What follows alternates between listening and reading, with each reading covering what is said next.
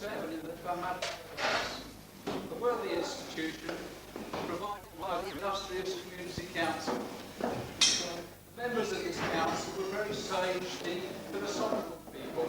And when they came to turn their attention to the workhouse, they found out at once what ordinary folk would never have discovered. The poor people liked it. Can you see the children now returning from gainful employment, picking the potatoes at Orchard Farm?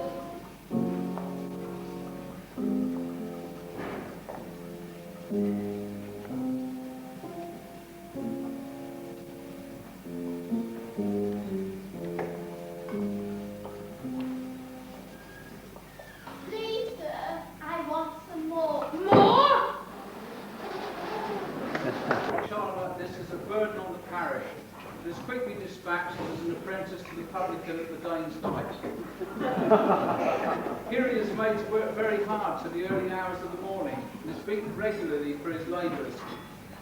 At last, shocked and ashamed at such goings on as the wet t-shirt competition, he runs away only to find himself cold, hungry and all alone.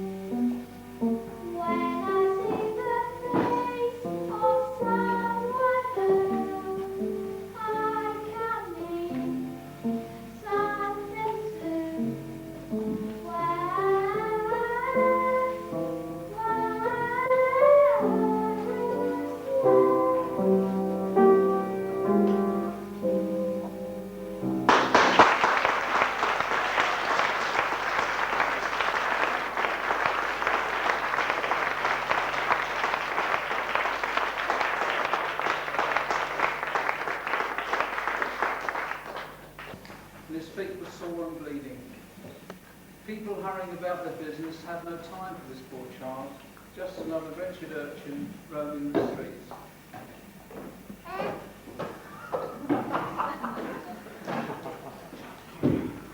Oliver meets and is befriended by a young top by the name of Jack Dawkins, better known in the underworld as the Artful Dodger. Come with me. I am a very respectable young gentleman, but if you be bored and nothing for nothing. By the way, what's your name? Edward? Come to yourself. Half home. Come to yourself. One of the family. I come to you. So strong. It's clear. We're young together. Come to yourself. Well, then, come to yourself. Come to yourself. There is a lot. Who's there? Who cares? What? Every dog we get. It was time to leave, and to see some hard days. Every other day, cry, cry. Always a time to meet somebody to put the bill. When the drinks are on the house. Come sing yourself. All mates, we don't have no facts. For after some consideration we can take. Come see yourself, one of us.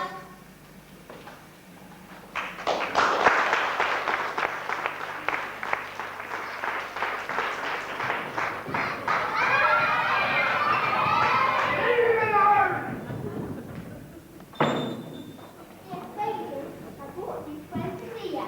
Oliver, Rick. I hope to have the honour of your very intimate acquaintance.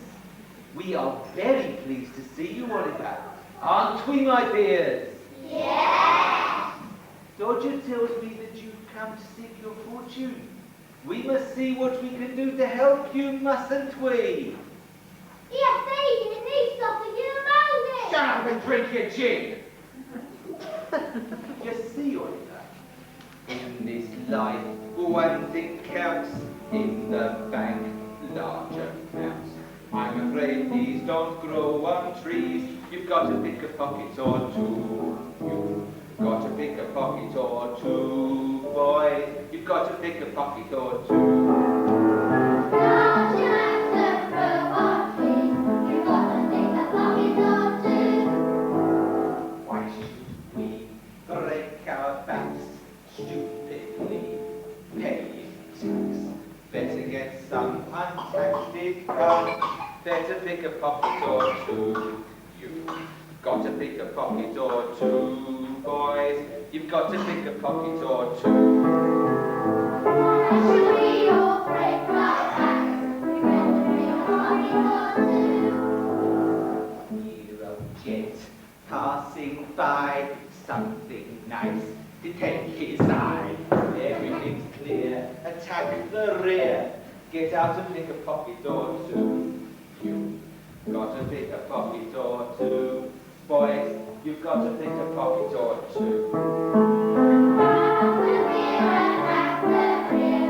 We got to pick a pocket or two. When I see someone rich, both my thumbs start to itch. Only to find some peace of mind, I have to pick a pocket or two. You've got to pick a pocket or two. Boys, you've got to pick a pocket or two. Just to find some peace of mind. We have to pick a pocket or two.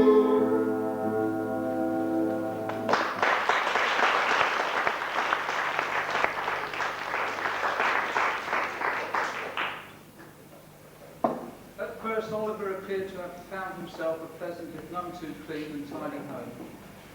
It is a little while before he is to learn that it is nothing more than a den of thieves, whose main purpose in life is to line the pockets of the avaricious old Jew by the name of Fagin. One day, after the pickpocketing game had been played a good many times more, a couple of young ladies formed to see the young gang. One of these was named Bet and the other Nancy. Being remarkably free and agreeable in their manners, Oliver thought them very nice girls indeed, as no doubt they were. I do anything for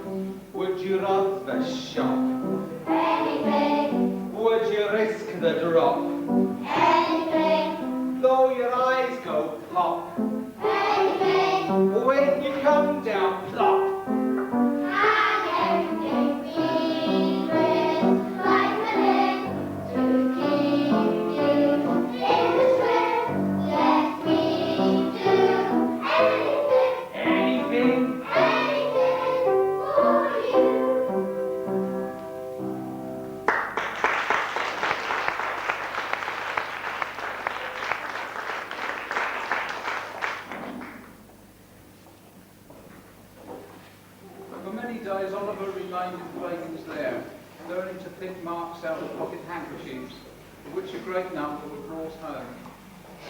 Oliver wondered what pickings the old gentleman's pocket in play had to do with his chances of making his fortune. But thinking the Jew, being so much his senior, knew best, he continued to take part in the game which Fagin and the boys acted out each morning. At length, he began to languish for fresh air, and eventually Fagin agreed that he should accompany Dodger and the gang on one of their daily expeditions. Line up! Line up! Single file! Single file! Quick march left! Right! Left! Right! Hey, hey! You can go but be back soon. You can go but while you're walking this place a pacing ground until you're home, safe and sound. Very well but be back soon. Who can tell where danger's lurking? Do not forget this tune. Be back soon. How could we get started all day in hurry? We love it so we'll run back home in Austin Spring big hurry. It's in the place to find her. It's just a place to choose. From a railroad picnic chill, we'll be back soon.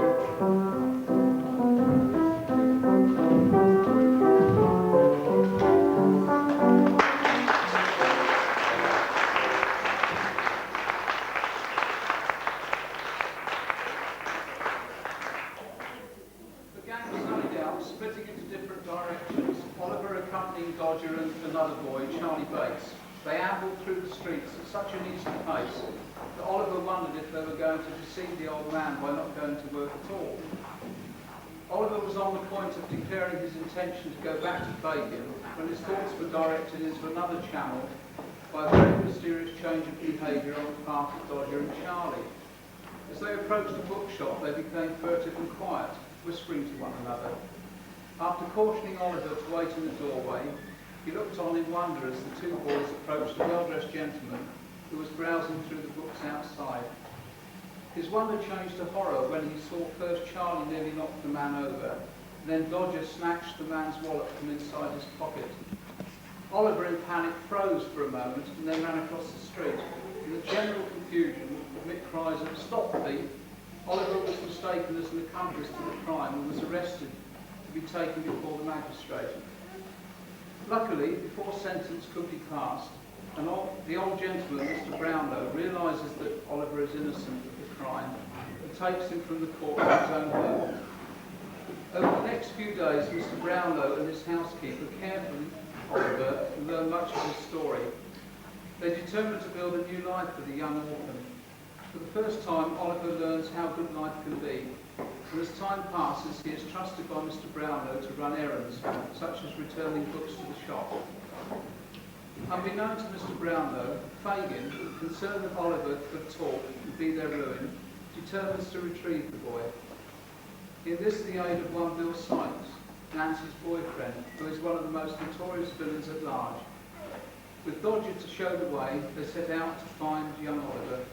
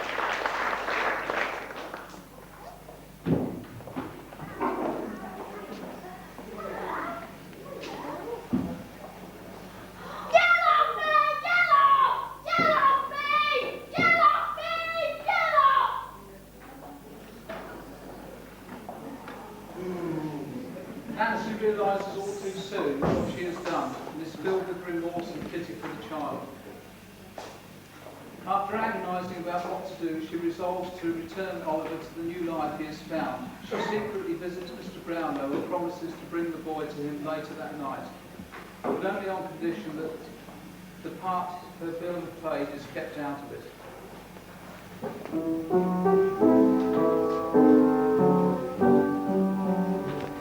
As long as he needs me, I know where I must be. I'll cling on steadfastly, as long as he needs me, as long as life is long. I'll love him right or wrong, and somehow I'll be strong, as long as he needs me. If you are lonely, then you will know, when someone needs you, you love them so. I won't betray his trust, though people say I must. I'll hang on true, just as long as he needs me.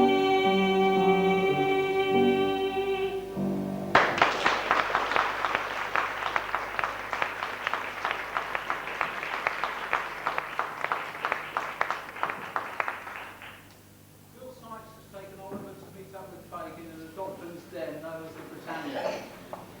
Nancy hopes that when the men have drunk their fill of strong ale, she will be able to steal Oliver away to the pre-arranged meeting with Brownlow.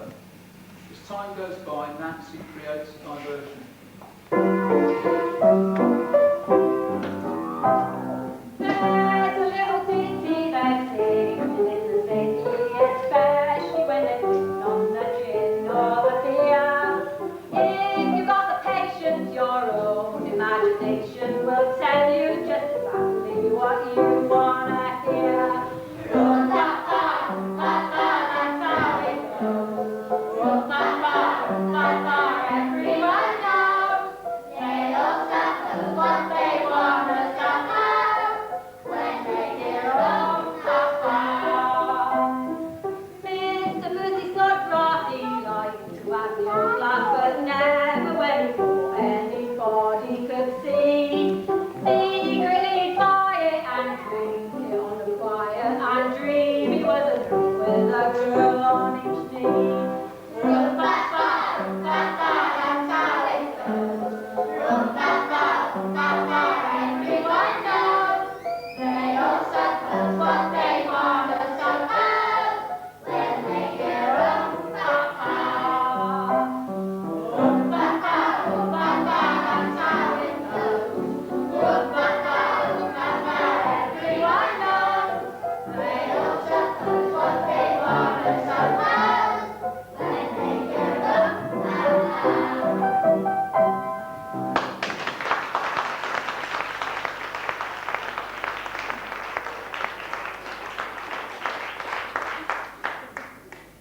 Nancy keeps her promise and delivers young Oliver safely to Mr. Brownlow.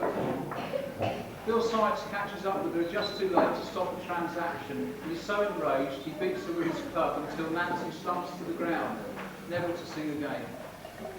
The police hunted Bill down that very night. Cornered in an old warehouse, he climbs onto the roof of the rope, intending to lower himself to the ground to make good his escape. As he winds the rope around himself, he misses his footing and falls, the rope tangling round his neck. The rope tightens, and Bill chokes to death.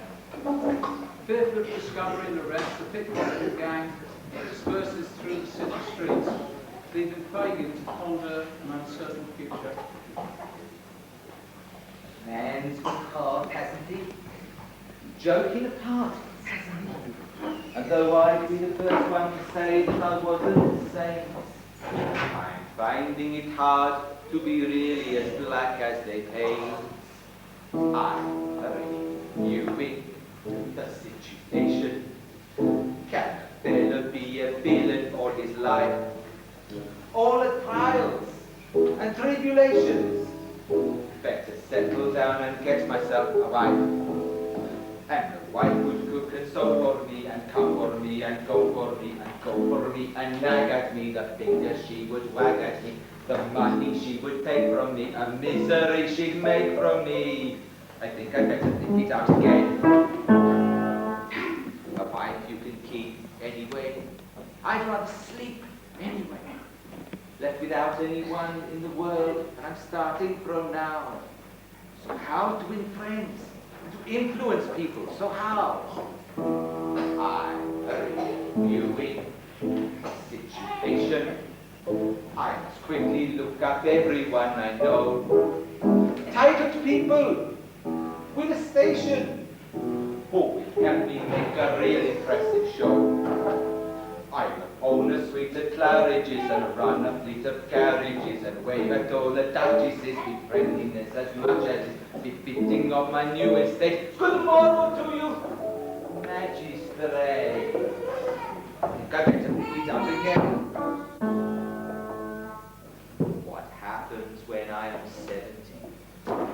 Must come a time, 70, when you're old and you're cold, and who cares if you live or you die?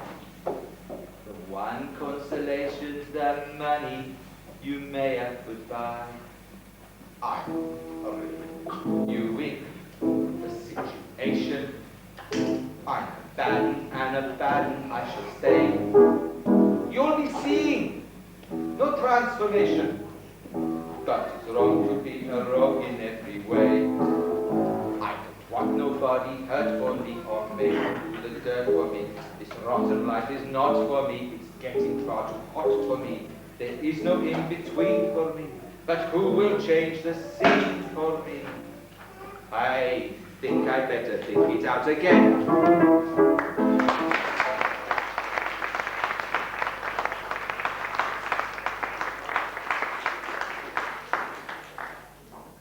Mr. Brown adopts young Oliver as his son. Fagin is eventually hanged for his misdeeds, and as for his gang of young thieves, nothing more is known.